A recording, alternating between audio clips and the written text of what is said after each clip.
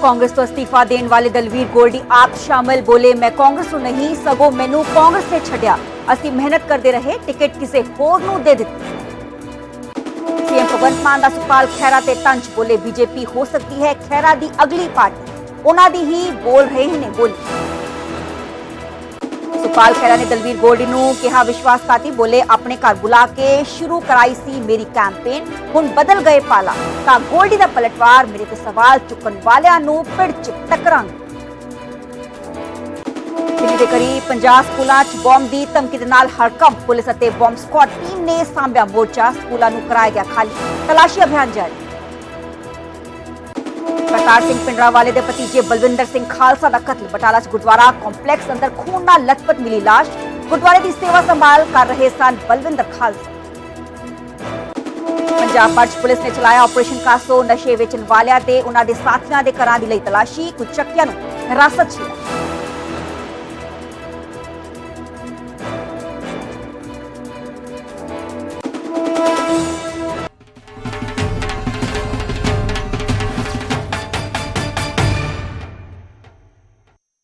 Punishing schedule से हमारे लिए समय निकाला। इस इंटरव्यू को हम थोड़ा अलग तरीके से करेंगे, कुछ बिग पिक्चर क्वेश्चंस पूछेंगे। शुरुआत में हमारे संग हमारे दो कलीग्स जुड़े हुए हैं, एक महाराष्ट्र के एंकर हैं, दूसरे हमारे कर्नाटका के एडिटर हैं।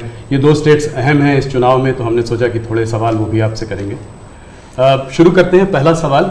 सबसे पहले तो आपको और आपके सभी दर्शकों को मेरा नमस्कार, और मुझे अच्छा लगा कि आपने अपने साथ कर्नाटका और महाराष्ट्र को भी जोड़ दिया है, तो एक प्रकार से आपने मेरी मदद की है, वरना तीनों को अलग अलग इंटरव्यू देता तो शायद मुझे और ज़्यादा टाइम देना पड़ता।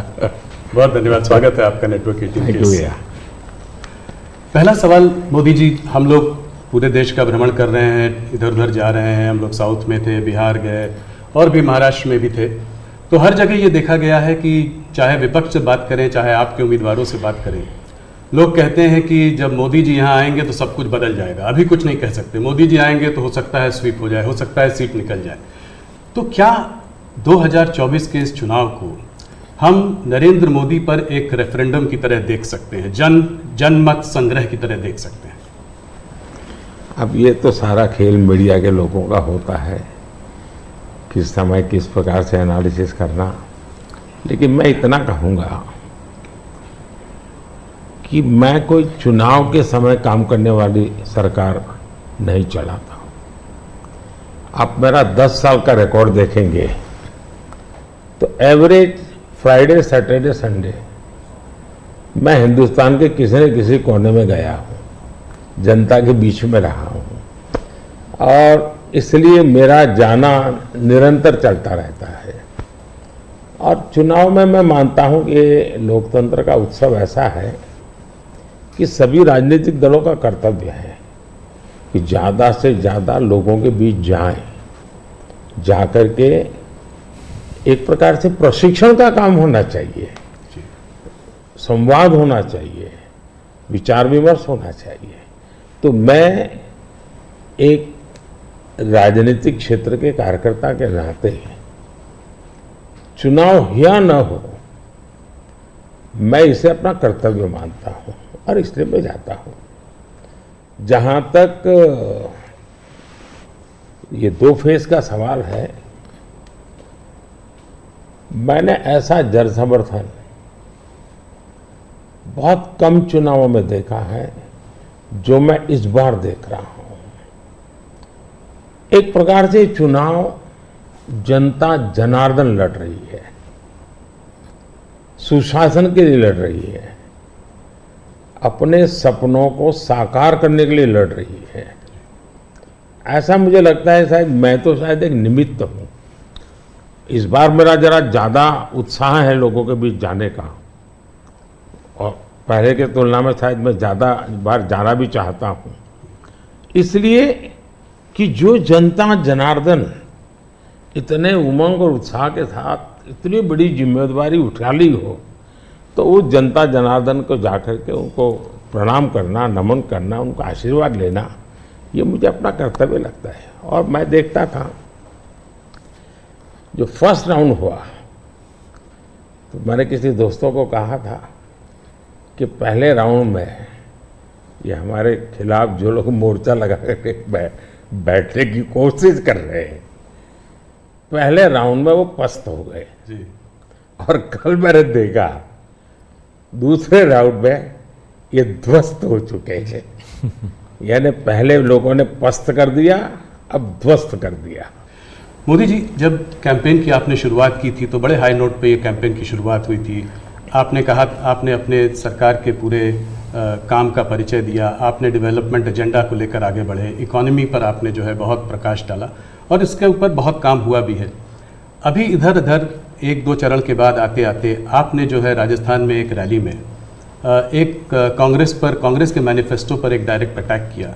आपने ये तक कहा कि इनका एक स्कीम है जिससे कि ये वेल्थ डिस्ट्रीब्यूट करना चाहते हैं, ये पता लगाना चाहते हैं किसके पास कितनी जमा पूंजी है, किसके पास कितना पैसा है, किसके पास कितना सोना है, सिल्वर है, चांदी है, और उसको वो मुसलमानों में और घुसपैठियों में बांट देना चाहते हैं। क्या ये थ्रेट इतना रियल है? क्या आपको ऐसा दिखता है? मुझे लगता है कि शायद आपकी टीम ने मेरा पूरा कैंपेन को ट्रैक नहीं किया है, या शायद विकास की बहुत सी बातें ऐसी होती हैं जिसको शायद टीआरपी के हिसाब से बैठता नहीं होगा। लेकिन आपने देखा होगा कि मेरा पूरा इलेक्शन कैंपेन दो चीजों पर केंद्रित है। एक, हमने समाज कल्याण को लिए, लोक कल्याण के लिए क्या काम किए, और सबसे बड़ा फर्क है और सरकारों में ये सरकार में, वो ये है कि लास्ट माइल डिलीवरी ये हमारी विशेषता है। नीतियां तो कोई सरकारें बनाती है, कोई सरकार बुरा करने के लिए तो आती नहीं है, अच्छा करना चाहती है। लेकिन कुछ लोगों को अच्छा करना आता है, कुछ लोग अच्छा होने का इंतजार करते हैं। मैं ऐसा हूं कि मेहनत करके जो अच्छा हो करूं, मेरा हमेशा ऐसा रहा है। अब देखिए, मैं चुनाव में लगातार बोल रहा हूं कि हमने गरीबों के लिए 4 करोड़ घर बनाए। मैं इतना लोगों को कहता हूं कि आप इस चुनाव प्रचार में जाएं तो मेरी मदद करें कि जिसके घर बनाना भी छूट गया हो, हर गांव में एक तो निकलेंगे, उनकी सूची में ये भेजो ताकि जैसे ही मेरा तीसरा टर्म शुरू होगा मैं इस काम को आगे बढ़ाना चाहता हूँ। 3 करोड़ घर और मैं बनाना चाहता हूँ। अब आयुष्मान भारत योजना दुनिया की सबसे बड़ी health insurance and health assurance की स्कीम है ये जी।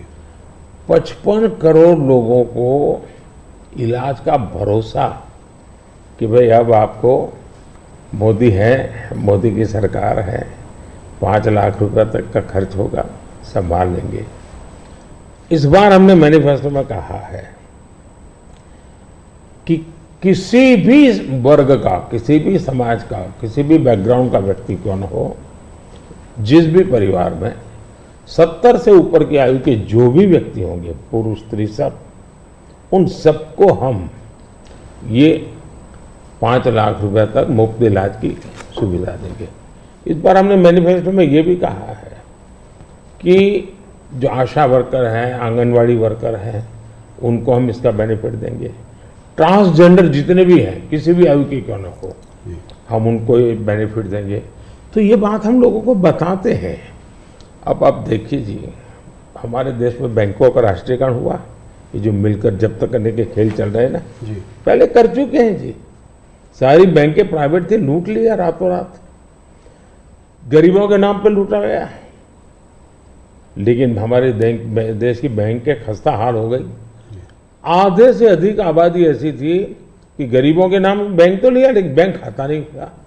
ये मोदी ने आकर के 52 करोड़ बैंक के खाते खोले और उसका सबसे बड़ा मैंने फायदा उठाया। खाते खोल करके आंकड़ा नहीं किया मैंने, जनधन, आधार और मोबाइल, इस ट्रिनिटी को लेकर के direct benefit transfer 36 lakh crore रुपए, ये आंकड़ा बहुत बड़ा होता है जी।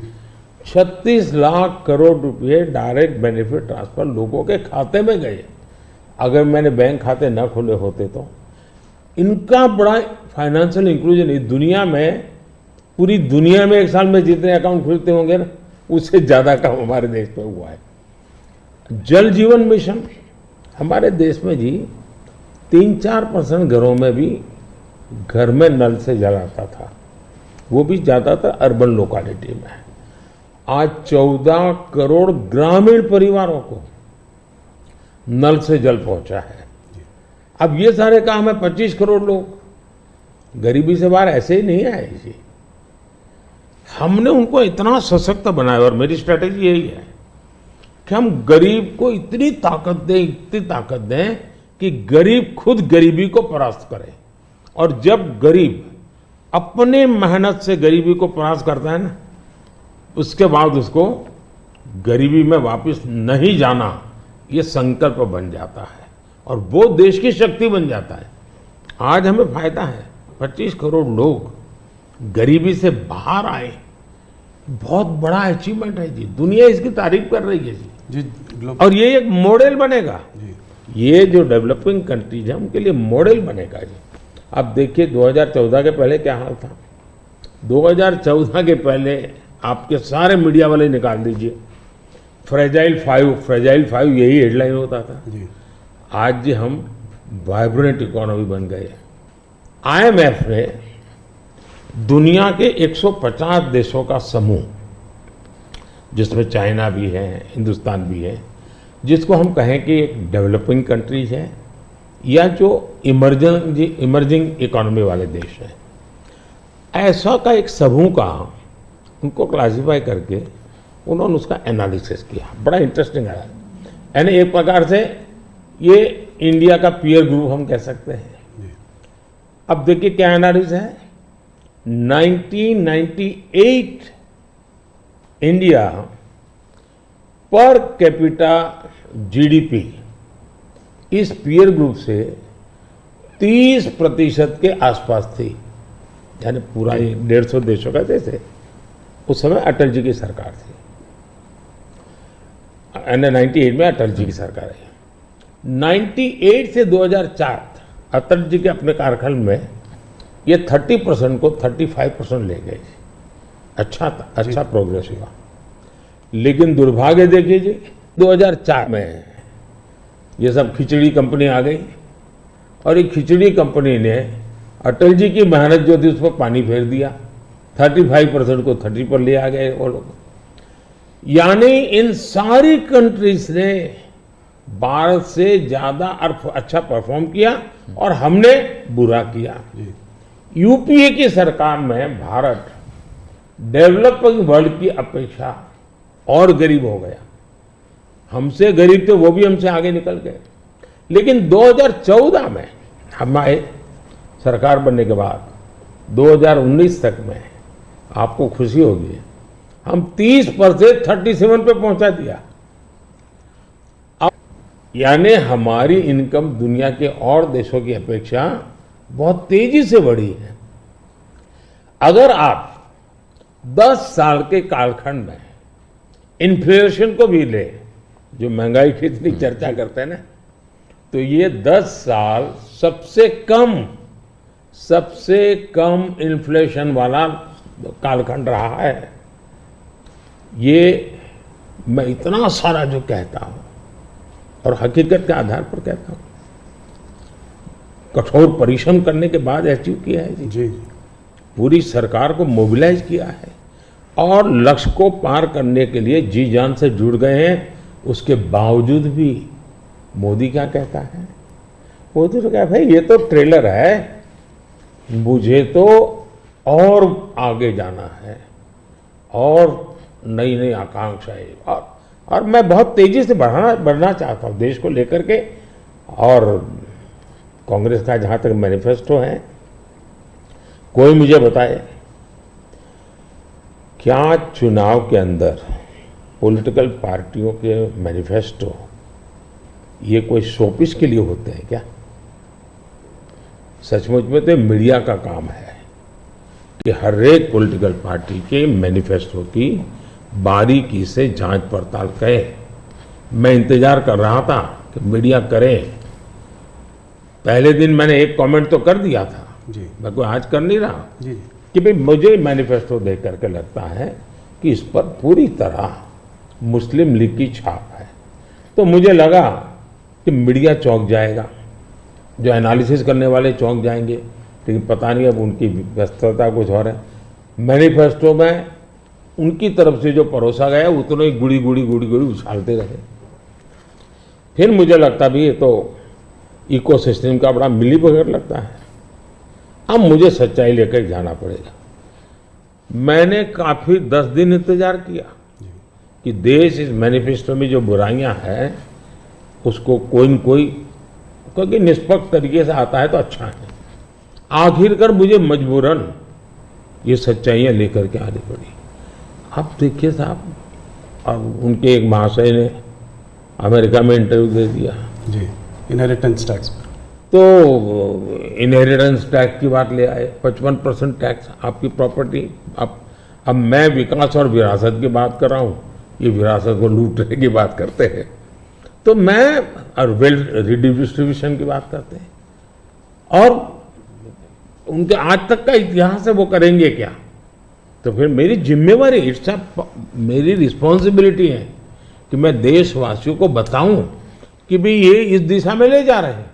अब आप तय कीजिए, जाना न जाना जनता जनार्दन का हक है, लेकिन मेरा दायित्व बनता है कि तथ्य के आधार पर, तर्क के आधार पर, उनकी हकीकतों के आधार पर मुझे बताना चाहिए, वो मैं बता रहा हूँ। सैम पिट्रोडा जी ने जो है इनहेरिटेंस टैक्स की बात की, जो हम लोगों की जमा पूंजी है, जब हम अपने लोग पूरा बचाते हैं अपने फैमिली के लिए, जब हम उसको अपने आने वाली जनरेशन को देंगे तो उस पर भी टैक्स लगेगा, और ये टैक्स बहुत बड़ा टैक्स हो सकता है। तो क्या आप कहेंगे कि बीजेपी अगर आएगी तो इस टैक्स को कभी नहीं लागू करेगी? भारतीय जनता पार्टी क्या करेगी, हमारे मैनिफेस्टो में साफ हमने लिख करके लाए हुए। अब उन्होंने कहीं सगुफा छोड़ दिया तो मैं भी वो झंडा लेके घूमूंगा, ये सवाल आपके मन में कैसे आ जाता है? भारतीय जनता पार्टी की विचारधारा साफ है जी। हम अपनी विचारधारा के आधार पर कार्यक्रमों को लेकर के, मैनिफेस्टो को लेकर के देश के सामने जाते हैं। कृपा करके ऐसे महाशयों के विचारों को हम पे मत थोपिए भाई।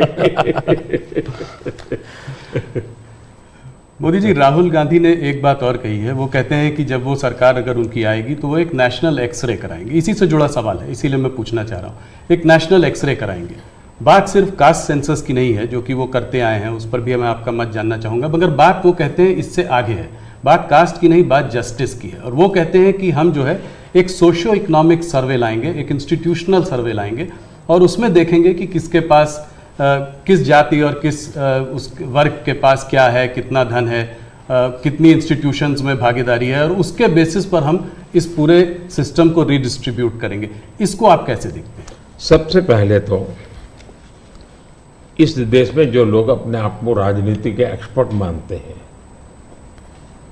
जो लोग देश के उतार चढ़ाव को बड़ी बारीकी से अध्ययन करते हैं, सबसे पहले उनका दायित्व है कि वो ऐसे लोगों को पूछे कि जिस परिस्थितियों का वर्णन आप कर रहे हो, अगर ये सही है तो 50, 60, 65 साल तो आपने राज किया भाई। ये मुसीबत के जो जन्मदाता आप हो, और आपने अब तक ये बर्बादी लाई क्यों? पहले उनका जवाब मांगो भाई, नंबर 1। नंबर 2, एक्सरे का मतलब क्या है जी? मतलब हर परिवार में जाना, घर घर छापा मारना। अगर किसी अनाज के डिब्बे में किसी महिला ने अपने गहने छपा के रखे हैं, उसको भी एक्सरे किया जाएगा, उनके गहने ले लिए जाएंगे, जमीनों का हिसाब किताब किया जाएगा, और फिर उसको रिडिस्ट्रीब्यूट करेंगे। ये दुनिया में एक माओवादी विचार ने सब किया हुआ है, दुनिया बर्बाद हो चुकी है जी।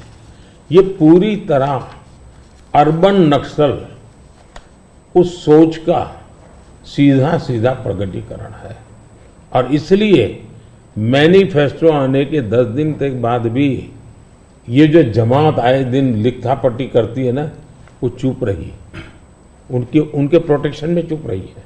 तब मिलके मेरी जिम्मेवारी बन जाती है कि देश को जगाना कि भाई देखिए आपको लूटने की ये तरकीब हो रही है। और दूसरा पार्ट है, डॉक्टर मनमोहन सिंह जी वगैरह उन्होंने हर बार कहा है कि भाई जो भी संपत्ति होगी इस पर पहला अधिकार किसका होगा। तो हिसाब किताब बहुत साफ है, वो क्या करना चाहते हैं। आपने ये सवाल भी उठाया है। 2006 का एक वीडियो जो वायरल हो रहा है जिसमें मनमोहन सिंह जी ने कहा है कि गरीब मुसलमानों का पहला अधिकार रिसोर्सेज पर है, ये उन्होंने साफ कहा है। आपने उसको मैनिफेस्टो में भी ये बात पॉइंट आउट की है कि ओबीसी रिजर्वेशन का जो है पार्ट लेकर वो मुसलमानों को दे देना चाहेंगे, और 2004 से 2014 के बीच में उन्होंने 4-5 बार ऐसा करने की कोशिश की भी है। अरे भाई, ये तो बड़ा इंटरेस्टिंग सवाल आपने पूछा है। जरा मेरा जवाब लंबा हो जाएगा, लेकिन देश के लिए मुझे बताना पड़ेगा। बताइए। आप कांग्रेस का इतिहास देख लीजिए। 90 के दशक से ये मांग उठी है देश में। समाज का एक बहुत बड़ा तबका है जिसको लगता था कि हमारे लिए कुछ होना चाहिए, उसके लिए आंदोलन हुए हैं। 90 से पहले कांग्रेस ने पूरी तरह इस बात को खारिज कर दिया, उसका विरोध किया, उसको दबाने की कोशिश की है। यानी 90 के पहले का उनका दशक है। फिर उनको जितनी भी कमीशन बने, जितनी कमेटियां बनाई, उसके भी रिपोर्ट्स ओबीसी के विचार के पक्ष में आने लगे। अब उनके सिफारिशों को भी वो नकारते रहे, रिजेक्ट करते रहे, दबाते रहे। 90 के दशक में उनको लगा कि भी अब इसको जरा उनकी वोट बैंक की राजनीति के अनुसार उसको टर्न दिया जाए। उन्होंने पहला पाप किया क्या, 90s के दशक में कर्नाटका में उन्होंने धर्म के आधार पर, आपको याद होगा, कर्नाटका में उन्होंने धर्म के आधार पर मुसलमानों को ओबीसी घोषित कर दिया। यानी देश के ओबीसी को नकारना, उस विचार को दबाना, उस विचार को रिजेक्ट करना, लेकिन राजनीति खातर मुसलमानों को ओबीसी घोषित कर देना। केंद्र से कांग्रेस गई, 2004 तक ये प्लान ठप रहा, उनका इरादा पक्का नहीं हुआ। 2004 में वो फिर आए, तो आते ही आंध्र में मुस्लिम को ओबीसी कोटा ये देना तय कर लिया। मामला कोर्ट में जाके उलझ गया। अब ओबीसी के 27% जो आरक्षण में मिला हुआ है, भारत के संसद ने दिया है, संविधान के मूलभूत भावना के प्रकाश में दिया है। 27% शहद लगाने की उन्होंने तैयारी कर दी, डाका डालने की कोशिश की। 2006 में नेशनल डेवलपमेंट काउंसिल की मीटिंग हुई थी, एनडीसी की। मनमोहन जी के बयान पर बहुत बड़ा हंगामा हो गया। 2 साल कांग्रेस पूरी चुप रही। 2009 के घोषणा पत्र में फिर से इसका जिक्र किया। 2011 में कैबिनेट नोट है इसका। 2011 के कैबिनेट नोट में ओबीसी के 27% हिस्सा डाका डाल करके उसमें से मुसलमानों को दे देना उन्होंने तय किया जी। 2012 यूपी चुनाव में भी उन्होंने इसकी एक असफल कोशिश की, फायदा नहीं हुआ। 2012 आंध्र हाईकोर्ट ने इसको रिजेक्ट कर दिया, रद्द कर दिया, कानूनी जजमेंट आ गया। एससी में गए, सुप्रीम कोर्ट में गए, वहां भी उनको कोई रिलीफ नहीं मिला। 2014 के घोषणा पत्र में भी धर्म के आधार पर आरक्षण की बात कही है, जबकि हिंदुस्तान का संविधान जब बना तब तो कोई आरएसएस वाले, बीजेपी वाले संविधान सभा में नहीं थे। बाबा साहब आम्बेडकर जैसे लोग बैठे थे, पंडित नेहरू जैसे बैठे थे, सरदार वल्लभ भाई बैठे थे, देश के कई महापुरुष बैठे थे। उन सब ने लंबे चिंतन के बाद तय किया था कि भारत जैसे देश में धर्म के आधार पर आरक्षण नहीं दिया जा सकता। 2024 के चुनाव में आप देख रहे हैं उनका मैनिफेस्टो, और मैंने कहा इस पर पूरी तरह मुस्लिम लीग की छाप है। यानी मुस्लिम लीगी नीतियां उन्होंने अपनाना शुरू किया। अब ये जो उन्होंने स्थितियां बनाई हैं, मुझे बताइए कि देश के लोगों को ये जिस प्रकार से संविधान की धज्जियां उड़ा रहे हैं, जिस प्रकार से लोग बाबा साहब आम्बेडकर को अपमानित करते हैं, एससी एसटी के आरक्षण पर भी खतरा तलवार लटका देते हैं, ओबीसी का तो जीना मुश्किल कर देंगे। क्या मुझे देश की जनता को प्रशिक्षित करना चाहिए कि नहीं करना चाहिए?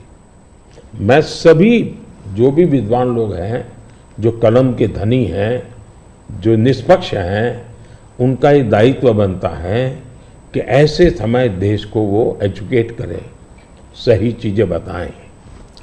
कांग्रेस का कहना है कि उन्होंने ऐसा स्पेसिफिकली नहीं बोला है। जो कि उन्होंने मैनिफेस्टो में बोला है, उसमें लिखा है कि इनकरेज और असिस्ट करेंगे स्टूडेंट्स को बिलोंगिंग टू द माइनॉरिटीज़। उन्होंने ये कहा है कि will ensure minorities receive there fair share of opportunities, ये बोला है। तो इसको आप कैसे पढ़ते हैं, मतलब उनके मैनिफेस्टो को? मुझे पकड़ने की जरूरत नहीं, मैंने 1990 से आपको हिसाब दिया है भाई जी। 1990 का हिसाब देखोगे, उसके बाद आप क्या कहोगे मुझे? अब मुझे उसमें एनालिसिस करने की जरूरत ही नहीं पड़ती है जी। आपको 1990 से लेकर के डॉक्टर मनमोहन सिंह जी के 2009 के बयान तक और सारी चीजों को एक टेबल पर लेकर के देखोगे तो आप बिल्कुल इसमें से क्या निकालोगे भाई? मैं नहीं निकाल रहा हूं जी। हर एक को यही निकालना पड़ेगा भाई। हाँ, मतलब कि एक करके यहां जाएंगे वो। और ये जो भागीदारी की बात करते हैं इंस्टीट्यूशंस में कि जजेस ओबीसी नहीं है, मीडिया में ओबीसी का रिप्रेजेंटेशन कम है, इसको आप कैसे देखते हैं? अब मुझे बताइए, जो 2014 में हम आए, हमने ऐसी कोई नीति बनाई है क्या जो जिसके कारण किसी को रुकावट हो जाए? तो ये उनके पाप है, उनके पापों को देश भुगत रहा है। अगर उन्होंने सच्चे अर्थ में सेकुलरिज्म किया होता, सच्चे अर्थ में सामाजिक न्याय किया होता, वोट बैंक की राजनीति न की होती, तो ये उनको आज इस प्रकार से झूठे कागजों को लेकर के घूमना नहीं पड़ता। जी। मुझे विश्वास है कि 10 साल से मैं जो कर रहा हूं, स्थिति ऐसी आएगी कि जितनी बातें हैं उनका जवाब हम ही देंगे, कर के देंगे, हर एक को योग्य न्याय देंगे। आज हमारे पहले देश के राष्ट्रपति आदिवासी कैसे बनी हुए? हमारी सोच के कारण बनी। हमें 3 बार राष्ट्रपति बनाने का मौका आया, एक बार अटल जी के समय, 2 बार मेरे समय। पहली बार हमने किसको बनाया? माइनॉरिटी को बनाया, जी बिल्कुल। अब्दुल कलाम जी को बनाया। मुझे मौका मिला पहला तो किसको बनाया? दलित को बनाया। दूसरा मौका मिला तो किसको बनाया? आदिवासी महिला को बनाया। तो ये हमारे आचरण से पता चलता है कि हमारी सोच क्या है। जी। मोदी जी, आपने एक बात और कही है और इसको मैं एक लंबे सवाल से भी जोड़ना चाहता हूं। आपने कहा है कि अगर इनका गठबंधन जो है सरकार बनाएगा तो ये पीएम बाय रोटेशन होगा। ये डिसाइड नहीं कर पा रहे हैं कि किसको पीएम बनाएंगे, तो एक साल के लिए सब लोग पीएम बनेंगे। सवाल मेरा थोड़ा बड़ा है। सवाल ये है कि क्या आपको लगता है कि जिस स्टेज में इंडिया का जो डेवलपमेंट स्टेज है उसमें कोएलिशन गवर्नमेंट काम करेगी या एक स्टेबल गवर्नमेंट ज़्यादा इफेक्टिव होगी? 2 अलग अलग सवाल है जी। देखिए, आप कांग्रेस का कैरेक्टर देखिए। उनके यहाँ राजस्थान में पार्टी के अंदर आंतरिक संघर्ष था, तो उन्होंने फॉर्मूला बनाई 2.5 साल मुख्यमंत्री की। 2.5 साल एक मुख्यमंत्री रहेंगे, 2.5 साल दूसरे ये राजस्थान में फॉर्मूला बनाई थी, नॉन फॉर्मूला है। छत्तीसगढ़ में ऐसा उनकी पार्टी के भीतर झगड़ा हुआ तो वहाँ भी उन्होंने फॉर्मूला बनाई कि 2.5 साल एक, 2.5 साल दूसरा, और उन्होंने मामला संभाल करके गाड़ी चलाई। और ये भी सच्चाई है कि 2.5 साल के बाद वो मुकर गए। जी। यानी खुद की पार्टी के साथ धोखा किया, खुद की पार्टी के अंदर उन्हें धोखा करने की उनकी प्रवृत्ति, वो तो एक। इसका मतलब ऐसी फॉर्मूला कांग्रेस के दिमाग में होना ये प्रूवन है उसमें। और मैंने अभी कहीं मीडिया में पढ़ा, उनकी कोई छोटी सी मीटिंग हुई थी, मीडिया में पढ़ा मैंने, और उसमें ये कहा कि भाई अब आज के स्थिति, जब मोदी बार बार पूछ रहा है भाई इतना बड़ा देश किसको सुपर्द करे? आपका नाम तो होना चाहिए ना। इतना बड़ा आप किसी का भी नाम दीजिए, जी कोई तो नाम देना पड़ेगा ना। अरे क्रिकेट की टीम होती है वो भी कैप्टन बताती है, कबड्डी की टीम होती है वो भी कैप्टन बताती है। भाई आप बता नहीं रहे हो कि इतना बड़ा देश दे किसको? और तब जाकर फिर उन्होंने कोई ऐसे फॉर्मूला बनाई है कि भाई 1 ईयर 1 PM फॉर्मूला। अब एक PM 1 साल रहेगा तो आएगा, पूरी नई सरकार बनाएगा, कैबिनेट बनाएगा, तो फिर शपथ समारोह चलते रहेंगे 5 साल, और क्या होगा जी? और देश संकट समारोह में उलझता रहेगा, वो शपथ समारोह में उलझते रहेंगे। अब कोई देश ऐसे चल सकता है? इतना बड़ा देश जी देश ने 30 साल तक अस्थिरता देखी है, मिलीजुली सरकारों का दौर देखा है। आज दुनिया में भारत के प्रति विश्वास बढ़ा है। उसका कारण भारत के 140 करोड़ लोगों ने एक स्थिर, मजबूत, स्पष्ट बहुमत वाली सरकार बनाई। तो कोई भी भरोसा करेगा भाई हाँ जी जी इस सरकार के पास मैंडेट है। मिलीजुली सरकार पर कोई भरोसा ही नहीं करता है। और इतना बड़ा देश ऐसे थोड़ा चल सकता है। लेकिन आज देश की राजनीति ऐसी है कि कोई एक पार्टी कितने ही बहुमत से क्यों न जीते, उसने रीजनल एस्पिरेशंस को ऑनर करना ही होगा। और इसलिए हमें पूर्ण बहुमत मिला, फिर भी हम सरकार एनडीए की बनाते हैं, एनडीए के साथियों को लेकर के बनाते, क्योंकि एक पार्टी को पूर्ण बहुमत मिलने के बाद भी देश के राजनीतिक उज्जवल भविष्य के लिए, देश के लोगों के एस्पिरेशंस के लिए, रीजनल एस्पिरेशंस को उतना ही रिस्पेक्ट देना चाहिए, उतना ही हिस्सा देना चाहिए। और ये कैरेक्टर एनडीए ने डेवलप किया है, भारतीय जनता पार्टी ने करके दिखाया है। आपने रीजनल एस्पिरेशंस की बात की तो उसकी बात हम लोग करेंगे। एक सवाल और जिससे पहले कि उस पर आते हैं, ऑपोजिशन की सारी पार्टीज, राहुल गांधी, कांग्रेस, सब ये कहते हैं कि मोदी जी ये जो है मैच फिक्सिंग कर रहे हैं इस चुनाव पर। उन्होंने कहा है कि ईडी, सीबीआई और ईवीएम के बिना आप चुनाव नहीं जीत सकते। क्या कहेंगे आप? ईवीएम का जवाब तो देश की सुप्रीम कोर्ट ने दे दिया है। और 2014 में इनके पास ईडी थी, इनके पास सीबीआई थी, तो हार क्यों गए भाई? मेरे होम मिनिस्टर तक को जेल में डाल दिया था, तो हार क्यों तो गए वो? अगर ईडी सीबीआई से चुनाव जीते जाते तो ईडी सीबीआई का काम तो इतने सालों तक कांग्रेस ने किया है, वो जीत जाते हैं जी। और इतना बड़ा देश एक म्यूनसिपैलिटी का चुनाव फिक्स नहीं कर सकते हो भाई? जरा करके देखो, ये संभव होता है क्या फिक्सिंग? क्या क्या दुनिया को मूर्ख बना। लेकिन दुख इस बात का है कि ऐसी बातें करने वालों को आप मीडिया के लोग उनको पूछने के बजाय हमको पूछते हो।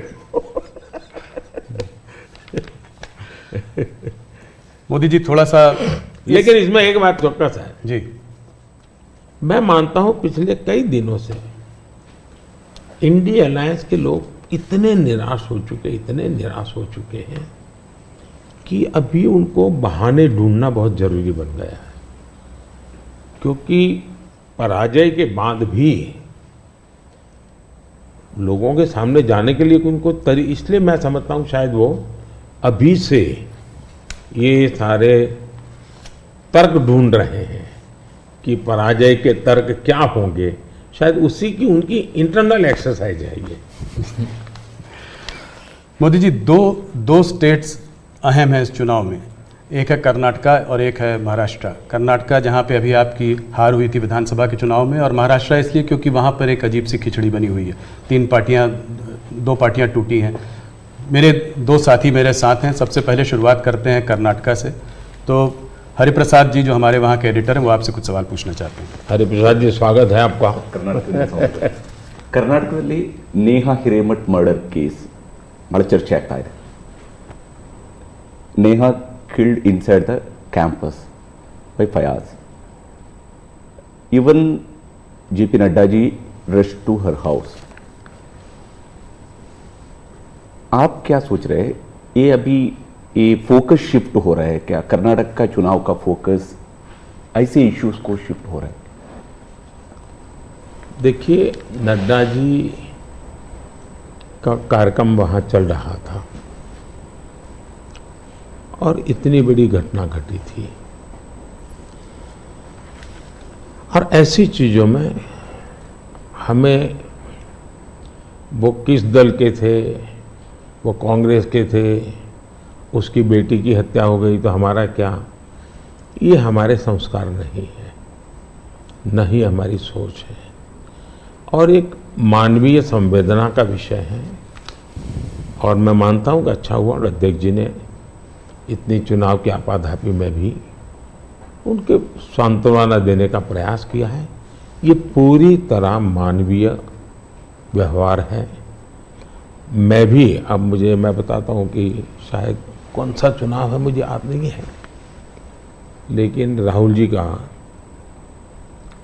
कहीं पर हवाई जहाज में कुछ गड़बड़ हुआ तो मुझे पता चला, तो मैंने तुरंत उनको फ़ोन किया। मैंने कहा भाई आपको कुछ दिक्कत हुई है, क्या हुआ है?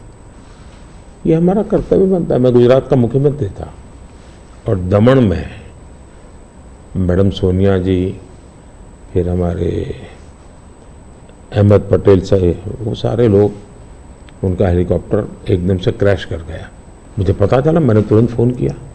मैंने कहा मैं यहाँ से आपको एयर एम्बुलेंस भेजता हूँ। तो अहमद भाई ने मुझे कहा नहीं, अभी बिल्कुल हम लोग सलामत है, ये बात ठीक है, हेलीकॉप्टर को नुकसान हुआ है लेकिन हमें कुछ तकलीफ नहीं हुई है। एक बार सोनिया जी काशी गई थी इलेक्शन कैंपेन में, और वहाँ उनको तबीयत एकदम ख़राब हो गई, तो मैंने तुरंत यहाँ से सबको भेजा। मैंने कहा भाई देखो क्या मामला है, या तो हवाई जहाज दो उनको। तो ये एक तो मेरे संस्कार भी हैं, और मैं मानता हूँ कि ये राजनीति से परे होते हैं चीज़ें। तो मेरे लिए किसी भी परिवार में आपत्ति आ जाए, ये हमारा राजनीति से ऊपर उठ करके ही व्यवहार होना चाहिए जी। Regarding the guarantee schemes, in Karnataka, Congress promised 5 guarantees, and they, after coming to power, they delivered that one. They, as per their promise, they are delivering that one. Now, whereas in BJP is more. In the last election, you lost there. Only 66 seats you were able to win there. BJP able to win there. Now again, Yediyurappa जी का leadership और उसका बेटा का leadership में ज़्यादा focus हो रहा है। इसका वजह से थोड़ा सा बीजेपी के अंदर भी कुछ लोग नाराज भी है उधर। वो एक्चुअली आपका मन में कर्नाटक में अभी बीजेपी कितना सीट जीत सकते हैं, क्या है? नंबर 1, यस, कर्नाटका की जनता पश्चाताप कर रही है कि हमने इतनी बड़ी गलती कर दी, इनको बिठा दिया। तो जन समर्थन हमारा कम नहीं हुआ है, जन समर्थन हमारा बढ़ा है, लेकिन इन्होंने इतने ही कम समय में सीएम कौन, अभी भी वो बात सेटल नहीं हुई है। शपथ हुआ है सीएम का, लेकिन सेटल नहीं हुआ है। अपने आप को सीएम मानने वाले लोग बहुत है उसमें। अब कानून व्यवस्था देखिए, चरमरा गई है, बम ब्लास्ट हो रहे हैं, हत्याएं हो रही हैं, आर्थिक स्थिति पूरी तरह कंगालियत की स्थिति में है। वादे तो बड़े बड़े कर दिए उन्होंने, और फिर टैग लगाए, ऐसा होगा तो ये मिलेगा, वैसा होगा तो नहीं मिलेगा। मतलब आप जनता के साथ धोखा भी कर रहे हो। जब हमने कहा कि भाई हम इन लोगों को आयुष्मान कार्ड देंगे, मतलब देंगे, फिर इफ एंड बट लगा करके उसमें बेईमानी नहीं करनी चाहिए। अभी जब हमने कहा कि हम 70 साल से ऊपर के किसी भी वर्ग के व्यक्ति होंगे, इनको आयुष्मान कार्ड देंगे, मतलब देंगे। आप में ये हिम्मत होनी चाहिए। उन्होंने किसानों की जो योजना थी वो रद्द कर दी, किसान सम्मान निधि। कोई कारण नहीं है इस प्रकार से करने का। अब आप कोई सोच सकता है, जब बेंगलुरु दुनिया में हमारा बहुत बड़ा देश की इज्जत बढ़ाने में बेंगलुरु का बहुत बड़ा रोल है। दुनिया में जब जाते हैं ना, तो बेंगलुरु कहते ही ऐसा लगता है वो जैसा परिचित है, टैंक हब के रूप में जाना जाता था। आपने देखते ही देखते इसको टैंकर हब बना दिया और टैंकर में भी माफियाशाही चल रही है। पानी के लिए लोग तरस रहे हैं। अगर ये जो हालत उन्होंने कर दी है, अब युवाओं के स्कॉलरशिप आपने संख्या भी कर दी, अमाउंट भी कम कर दी, यानी एक के बाद एक आपने ऐसे नेगेटिव काम किए हैं। जिन मुद्दों को लेकर के वोट मांगा उन मुद्दों को आप वोट दे नहीं पा रहे हैं। अच्छा, डेप्यूटी सीएम वो अपने भाई के लिए वोट मांग रहे हैं और वो खुद सीएम बन सके इसलिए सब खेल खेल रहे हैं। वो सीएम से हटे इसके लिए भी खेल खेले जा रहे हैं। जहां तक भारतीय जनता पार्टी का सवाल है, हम टीम स्पिरिट से काम करने वाले लोग हैं। भले मेरी टीम ने मोदी को आगे किया, लेकिन मेरी पूरी टीम काम कर रही है जी। उसी प्रकार से येडियुरप्पा जी हमारे वरिष्ठ नेता हैं, लेकिन काम पूरी टीम कर रही है और टीम मेहनत करती है, लोगों को विश्वास भी है और हम आगे बढ़ रहे हैं। The second phase selection of Karnataka, that's in nation it's the third phase, but for us in Karnataka it's the second phase election for 14 seats. There's northern part of Karnataka, majorly drought hit places are there. Now regarding this drought, बारे में already Congress is claiming that we went to Supreme Court. Now central government is forced to give a rightful compensation. What's your opinion? देखिए, सिद्धारा में है कि जब पुरानी सरकार थी और वहां ड्राउट था उस समय, मैंने खुद के ने उनकी पूरी टीम को यहां बुलाया था। एज ए प्राइम मिनिस्टर मैंने उनकी टर्म में इनको बुलाया था। बैठ करके मैंने कहा भाई पहले हम जल संचय की योजना हमें बनानी चाहिए।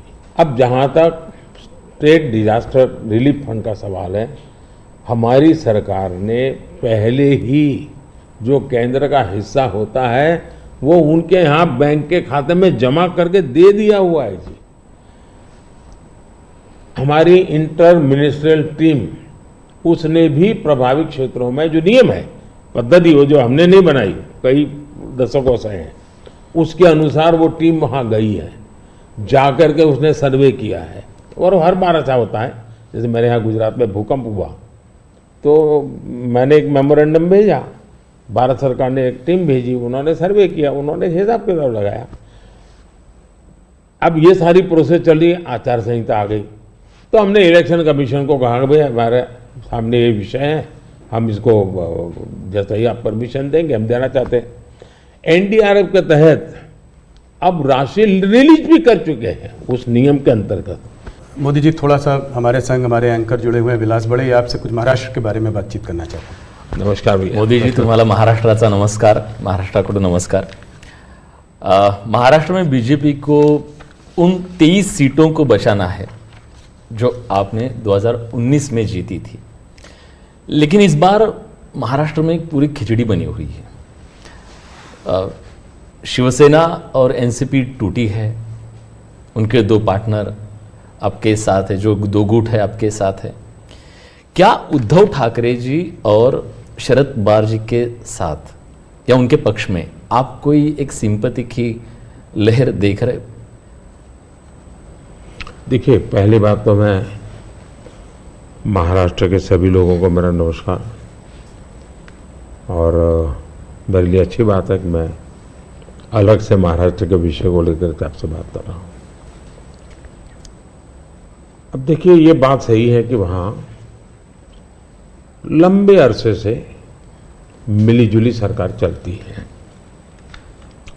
विलासराव देशमुख थे तब से लेकर के आप देखिए, इवन शरद पवार भी जब मुख्यमंत्री बने थे वो भी पूर्ण बहुमत के साथ अकेले नहीं बन पाए थे। दूसरा, महाराष्ट्र का दुर्भाग्य रहा है कि लंबे अरसे से 5 साल तक कोई एक मुख्यमंत्री रहा नहीं है।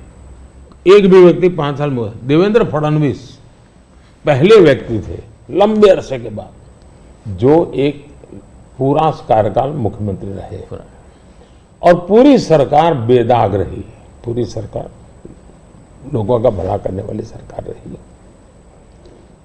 अब सिंपैथी हमारे साथ होनी चाहिए कि जो लोग हमारे साथ चुनाव लड़े, जो लोगों ने हमारे साथ चुनाव लड़ करके महाराष्ट्र के लोगों से वोट मांगा, लेकिन मुख्यमंत्री बनने के खुद के व्यक्तिगत महत्वाकांक्षा के कारण और उसमें अहंकार भर गया, इसके कारण आपने बाला साहब ठाकरे के जमाने से बनी बनाई इस जोड़ी को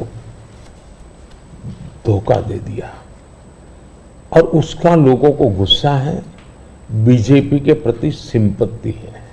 दूसरा, शिवसेना के अंदर जो तूफान खड़ा हुआ या एनसीपी के अंदर जो तूफान खड़ा हुआ, वो साफ साफ दिखता है कि जब आप अपने परिवार के लोगों को ही प्राथमिकता देते हैं और बाकियों को नहीं देते हैं, तो कभी न कभी तो कठिनाई पैदा होती है। शरद राव के घर में जो मुसीबत है उनके पारिवारिक झगड़ा है, भतीजा संभाले कि बेटी संभाले। यहाँ भी इनका झगड़ा यही है कि भाई और कोई सक्षम नेता ऊपर आए कि खुद का बेटा भले, अभी जैसे यहाँ एक परिवार में कांग्रेस के चल रहा है उस पर, तो वो झगड़ा उनका है जी। और मैं मानता हूँ हमारा देश इस प्रकार के पारिवारिक झगड़ों के प्रति नफरत करता है, सिंपैथी नहीं करता है। तो ये बिल्कुल ही आप सिंपैथी शब्द लेकर के सिंपैथी दिलवाने की अगर कोई कोशिश करता है तो मैं समझता हूँ वो भी फेल जाने वाली है। लोग नफरत करते हैं, लोग ऐसी चीजों को स्वीकार नहीं कर सकते कि भाई ये तुम्हारे घर के झगड़े तुम घर में निपटो ना, महाराष्ट्र को क्यों बर्बाद कर रहे हो। तो गुस्सा है। दूसरी बात है, जहां तक आज शिंदे जी के नेतृत्व में जो सरकार चल रही है, भारतीय जनता पार्टी का ज्यादा सीटें होने के बाद मैंने त्याग किया है। त्याग महाराष्ट्र की भलाई के लिए किया है। कुछ लोगों को लगता था कि हम सीएम बनना चाहते हैं, नहीं, तो हम सीएम बन सकते, नहीं बने। महाराष्ट्र की जनता को हमने कन्विंस किया है कि हम महाराष्ट्र के लिए जीते हैं, हमारे लिए नहीं जीते हैं। और इस चुनाव में ये सिंपैथी हमारे पक्ष में है कि इतना बड़ा दल, एक मुख्यमंत्री, सफल रहा हुआ मुख्यमंत्री, वो आज डिप्टी सीएम बन करके भी एक प्रकार से खुद के सम्मान को छोड़ करके आज भारतीय जनता पार्टी सिर्फ और सिर्फ महाराष्ट्र के उज्जवल भविष्य के लिए। और मैं मानता हूं हमारे देश में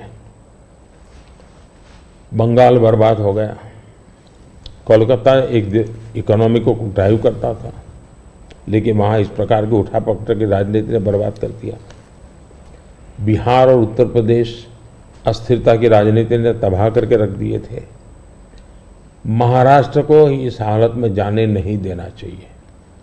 मुंबई देश की आर्थिक राजधानी है, हमें देश हित में भी महाराष्ट्र में मजबूती के साथ आगे बढ़ना चाहिए। और ये बात हम महाराष्ट्र की जनता को समझा रहे हैं, उनको कन्वे कर रहे हैं, और महाराष्ट्र की जनता बहुत पॉजिटिव रिस्पॉन्स दे रही है जी। ओके, महाराष्ट्र में बीजेपी, शिवसेना और एनसीपी की महायुति बनी है, लेकिन इस चुनाव में आखिरी समय तक सीटों की खींचातान बहुत चल रही है। अभी तक टिकट का वितरण भी बहुत जगह पे नहीं हुआ है। ये महायुति पर एक बड़ा सवाल नहीं है खड़ा करता? मुझे लगता है ये जो पहले दो वाक्य बोले ना, उसके सिवाय बाकी सब जो बता रहे वो उन लोगों का प्रॉब्लम है। वहाँ सीटें तय नहीं हो पा रही है, वहाँ निर्णय नहीं हो पा रहा है, वहाँ पैरेलल चुनाव लड़े जा रहे हैं। इस बाजू तो ऐसा ही नहीं, बीच चल पड़े हैं लोग, मिलजुल करके सीटें तय कर करके चल पड़े हैं जी, और वेल इन एडवांस कर दिया है। शिवसेना, बीजेपी और एनसीपी, ये तीनों ने इसको कर लिया है। सामने जो नकली पार्टियों का मेला मिलाप है वहां नहीं हो पा रहा है जी, उल्टा है। कितनी सीटें देखते हैं आप महाराष्ट्र में? पिछली बार 41 आई थी, इसलिए पूछ रहा हूँ ये सवाल। हम बहुत ताकत के साथ आगे बढ़ रहे हैं। वोट भी बढ़ेगा, सीट भी बढ़ेगी। सर 2017 में आप ही की सरकार ने शरद पवार जी को पद्म विभूषण दिया था, जो देश का सेकेंड हाईएस्ट सिविलियन ऑनर है। लेकिन पिछले मंगलवार को शरद पवार जी ने एक कह दिया, मराठी में ते मराठीत असं म्हणाले की मोदी जी देशाचे नवे पुतीन आहे, आप नए पुतीन बन रहे हैं।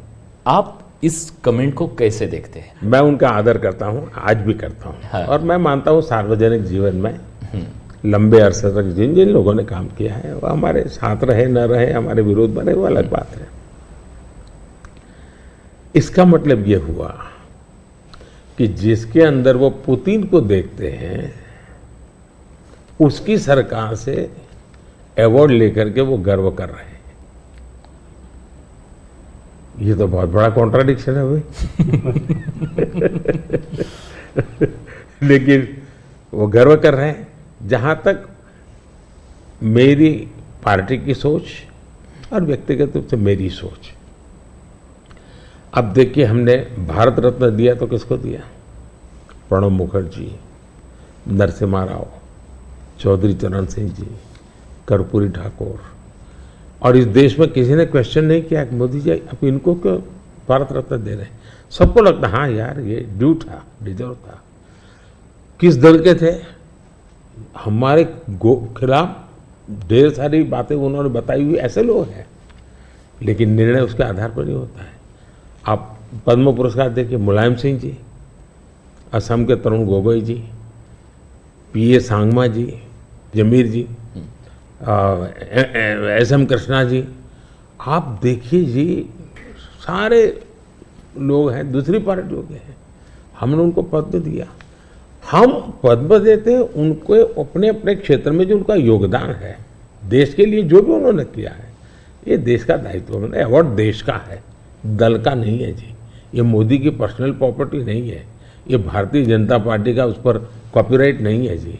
तो मैंने पूरा पद्म पुरस्कार, तो मैं मानता हूँ कभी अगर आप स्टोरी चलाएं, मीडिया के लोग इंटरेस्ट करें, भारत में पद्म पुरस्कार को कैसे परिवर्तित किया गया, कैसे पद्म पुरस्कार एक प्रकार के सच्चे अर्थ में सम्मान बना दिया, इतना बड़ा काम उन्होंने किया है। अगर तारीफ होनी चाहिए तो इस बात की होनी चाहिए कि भाई आप बहुत बड़े सोच वाले लोग हैं कि आप ऐसे ऐसे निर्णय करते हैं। ये क्वेश्चन नहीं होना चाहिए कि आपने उनको क्यों दिया। नहीं, देने के बाद भी उन्होंने ऐसा है स्टेटमेंट, ये शर्ती थोड़ा होता है कि मैं पद्म देता हूं मेरे लिए चुप रहना। ये कोई एग्रीमेंट थोड़ा होता है, ये गिव एंड टेक फॉर्मूला नहीं है जी। मोदी जी थोड़ी सी बात उत्तर प्रदेश की करते हैं। सबसे बड़ा प्रदेश है, 80 सीटें वहाँ से आ रही हैं।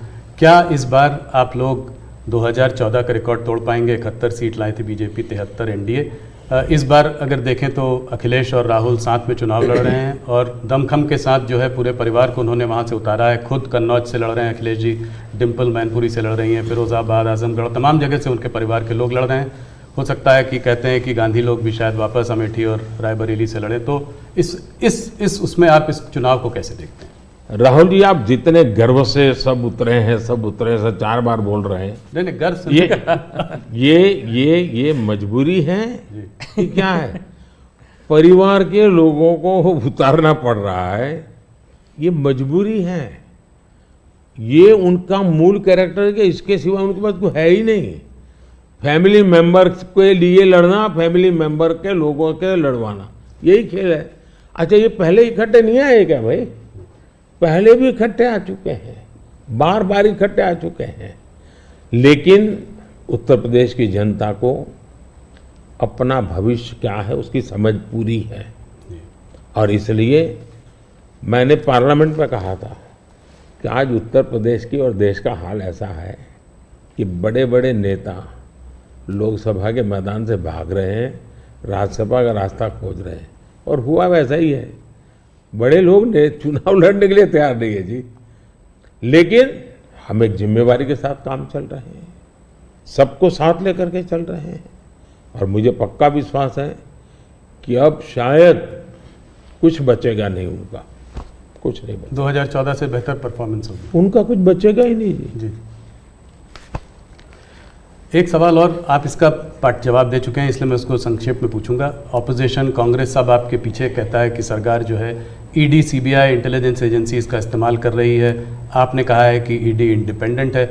सिर्फ एक सवाल यह है कि ऐसा देखा गया है कि 25 नेता का एक एनालिसिस एक न्यूज़पेपर ने की थी कि 25 नेता जब अपोजिशन पार्टी से बीजेपी की तरफ आ गए तो उसमें से 23 लोगों के ऊपर से जो है इस तरह के केसेस को या तो ठंडे बस्ते में डाल दिया गया या ड्रॉप कर दिया गया। इस बारे में पहली बात है, एक भी केस ड्रॉप नहीं किया गया है।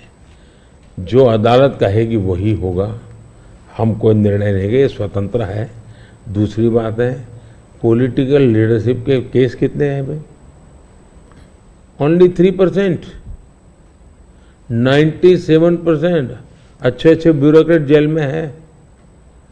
आखिर के इन संस्थाओं का जन्म क्यों हुआ है भाई? अगर इन संस्थाओं का जन्म इसी काम के लिए हो तो काम नहीं करेगी क्या?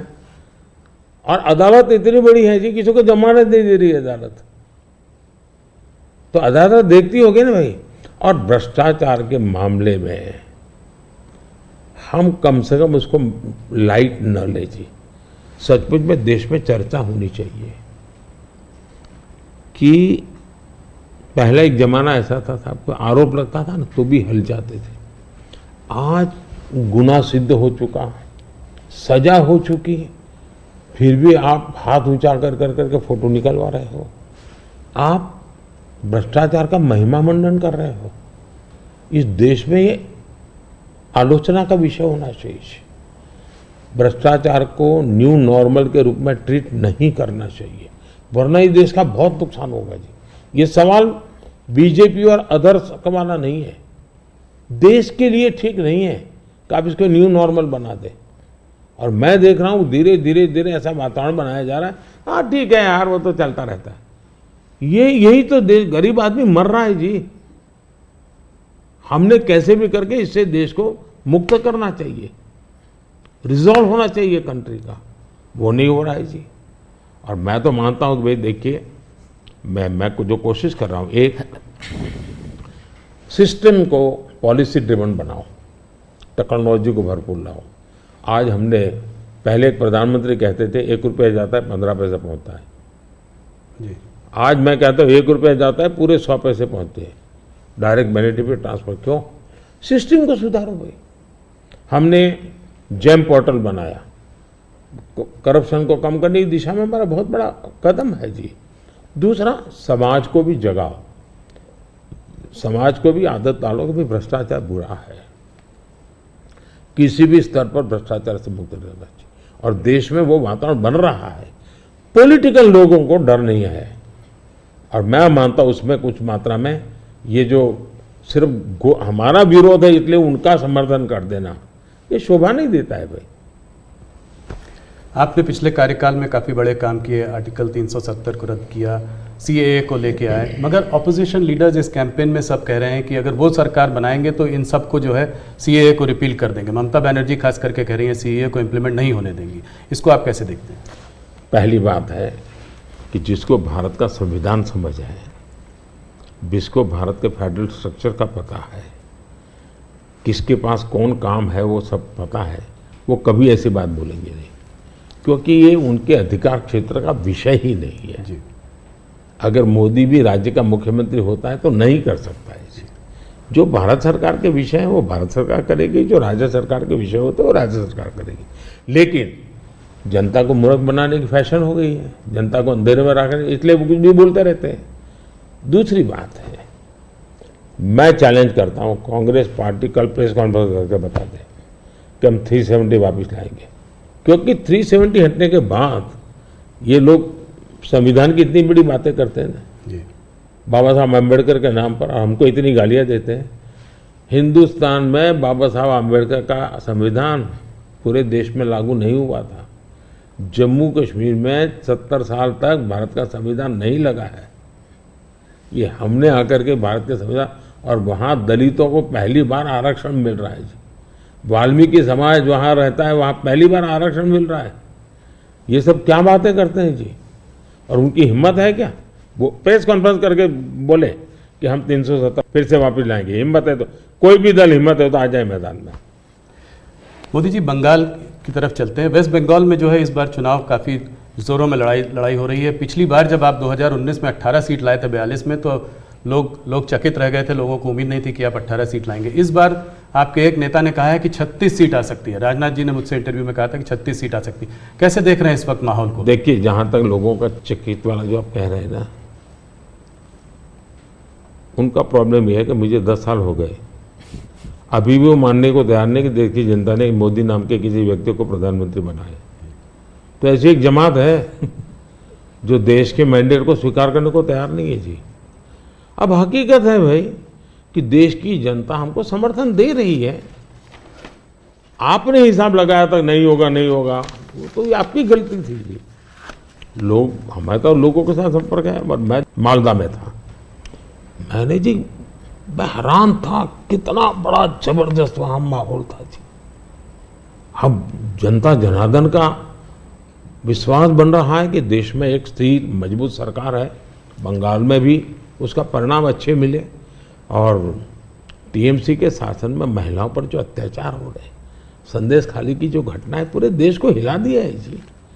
और उसका गुस्सा निकलना ही निकलना है मतदान में। आखिर जनता के पास तो मताधिकार है, उसी से अपना गुस्सा निकालेंगे। तो गुस्सा निकलना है, बहुत स्वाभाविक है।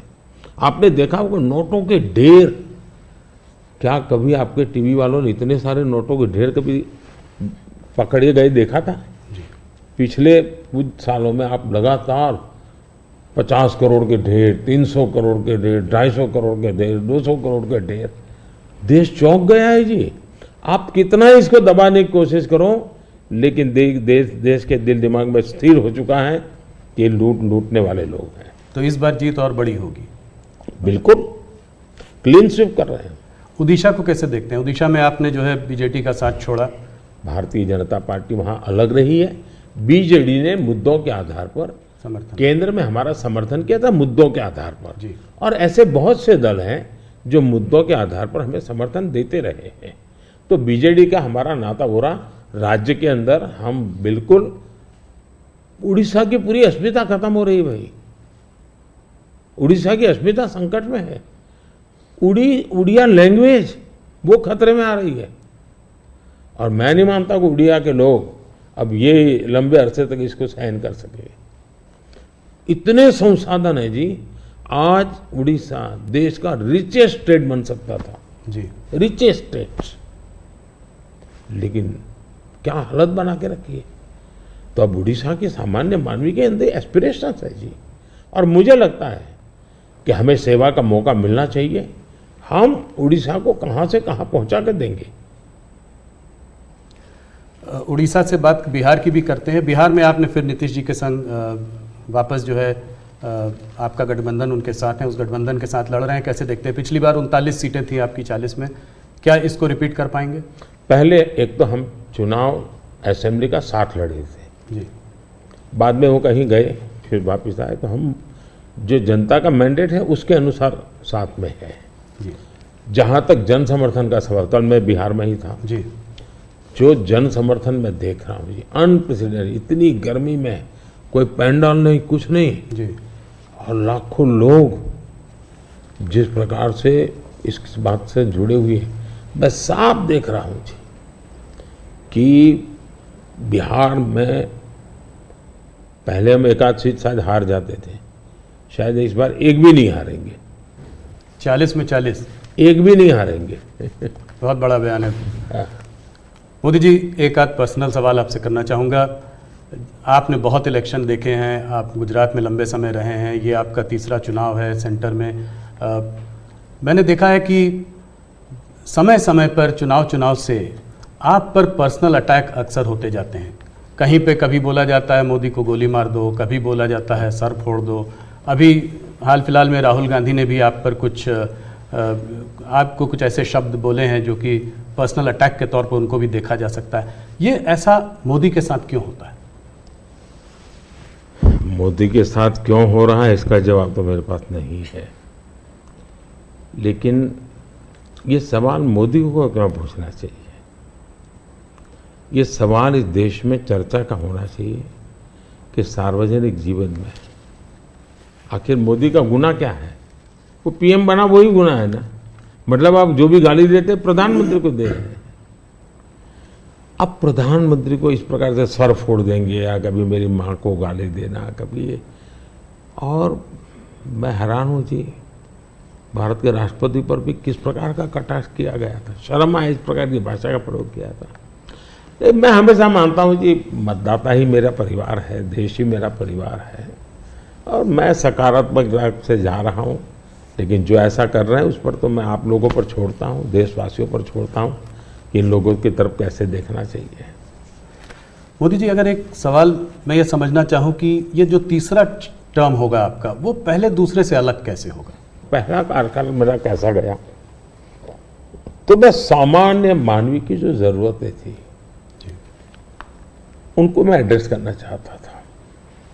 मैंने उस दिशा में काम किया, और उस समय देश के अंदर एक निराशा का वातावरण था, सरकार के प्रति नफरत का वातावरण। भाई सरकार यानी निकम्मी, मुझे विश्वास भरना था, मैंने उस पर काम किया, मजबूती लाया।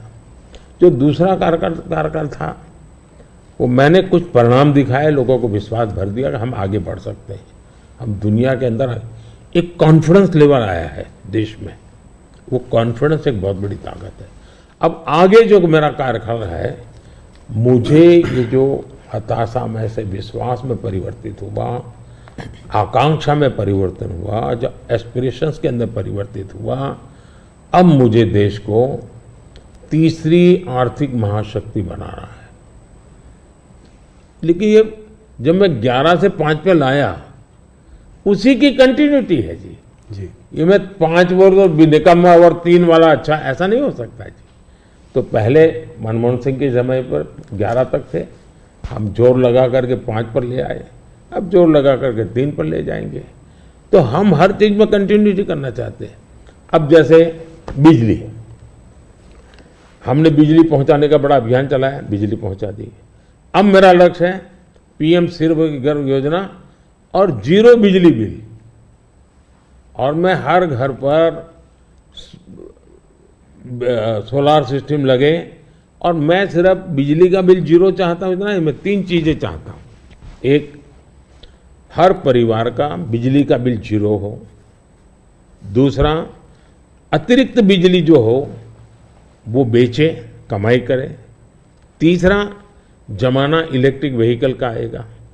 मुझे आत्मनिर्भर होना है एनर्जी के सेक्टर में, और इसलिए मैं चाहूँगा जिसके पास भी स्कूटी हो, मोटर हो, जो भी हो, उसका चार्जिंग अपने घर में ही हो जाए और सोलार से हो जाए। मतलब आज उसका जो ट्रांसपोर्टेशन का महीने का 1000-2000 रुपया खर्चा आता है, वो भी 0 हो जाए। ये त्रिविध बेनिफिट नागरिक को और देश को, पर्यावरण का बेनिफिट, देश को आज पेट्रोलियम इंपोर्ट करने का जो अरबों अरबों डॉलर जा रहे हैं बाहर, वो बंद हो जाएगा। तो मल्टीपल बेनिफिट वाला योजना। अब जैसे स्टार्टअप हब, मैन्युफैक्चरिंग हब बनाना है, मुझे इनोवेशन हब बनाना है, यानी मैं एक बिल्कुल नए एरिया पर देश को ले जाना चाहता हूँ, और बड़े कॉन्फिडेंस का, और विजन मेरा क्लियर है, मुझे कोई दुविधा नहीं, मेरे पास तय है।